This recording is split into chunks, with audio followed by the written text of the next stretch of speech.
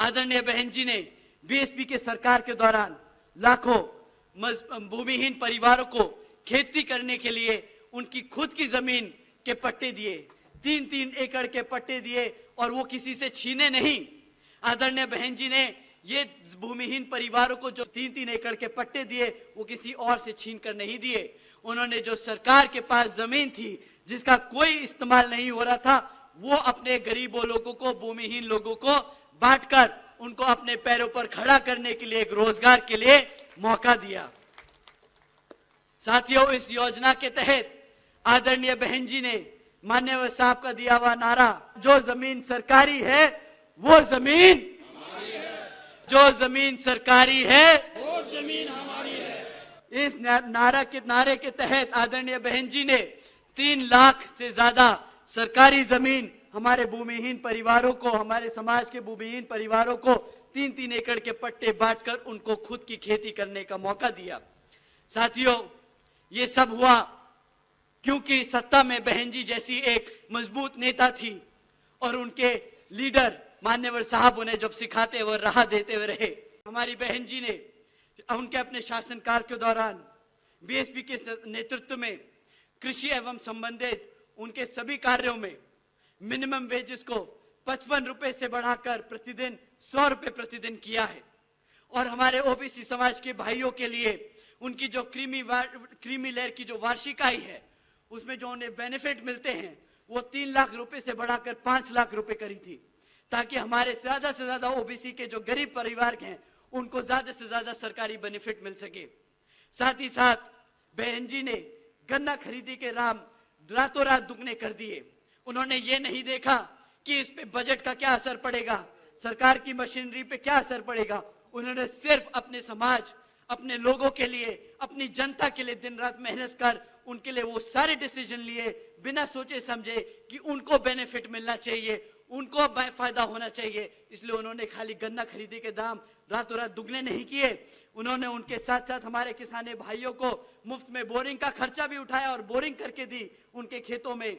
उसके साथ साथ उनको मुफ्त में सस्ते दामों में बिजली दिलाने का भी काम किया।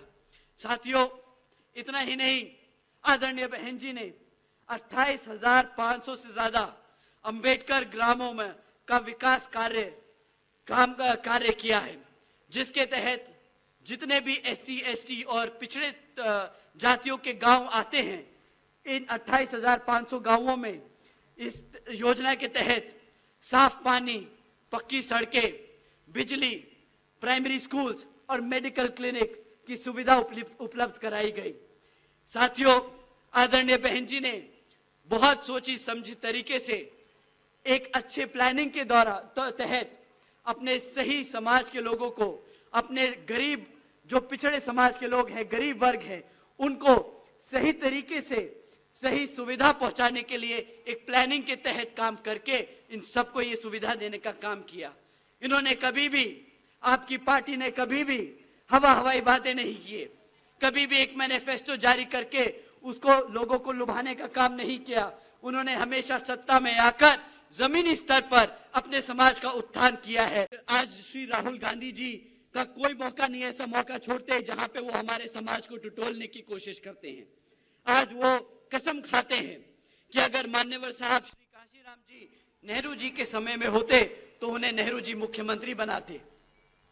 मैं जब ये ऐसी बातें और ऐसी उनकी स्टेटमेंट सुनता हूं तो मैं उनसे पहले तो पूछना चाहूंगा और बताना भी चाहूंगा कि श्री राहुल गांधी जी, जो आप कह रहे हैं कि अगर मान्यवर साहब नेहरू जी के समय में होते तो आप उन्हें मुख्यमंत्री बनाते, परंतु हकीकत तो यह है कि हमारे मान्यवर साहब वो हैं जिन्होंने इस समाज को उठाया, जगाया, बाबा साहब की सीखों को घर घर लेके गए और वो ऐसे नेता थे जिन्होंने मुख्यमंत्री और प्रधानमंत्री बनाए हैं, नेता बनाए हैं। तो अगर मान्यवर साहब नेहरू जी के समय में होते तो वो नेहरू जी को प्रधानमंत्री बनाने की ताकत जरूर रखते, ना कि आपके नेहरू जी हमारे मान्यवर साहब को मुख्यमंत्री बनाते।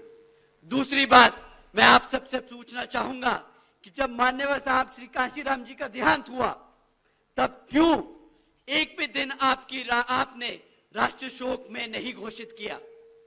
आपकी कांग्रेस पार्टी पूरी सत्ता में थी, पूर्ण बहुमत से आपकी पार्टी सत्ता में थी, आपकी सरकार रही। जब मान्यवर साहब का देहांत हुआ तब आपने एक दिन का भी राष्ट्रीय शोक नहीं रखा, और आज आप बात करते हैं कि हम मान्यवर साहब और उनकी पार्टी उनके लोगों को सम्मान देंगे। साथियों, कांग्रेस पार्टी भी सिर्फ हमारे समाज के लोगों का शोषण करती आई है।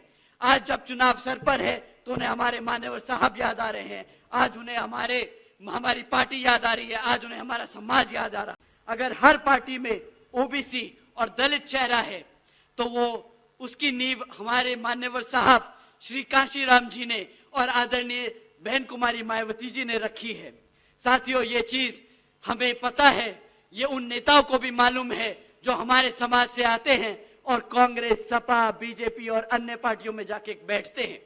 ये उन्हें मालूम है कि आज अगर उनकी पहचान है, आज अगर उनकी कोई पहुंच है, अगर उनको कोई पूछ रहा है तो वो सिर्फ मान्यवर साहब और आदरणीय बहन कुमारी मायावती जी की वजह से है और आपकी बीएसपी की वजह से है।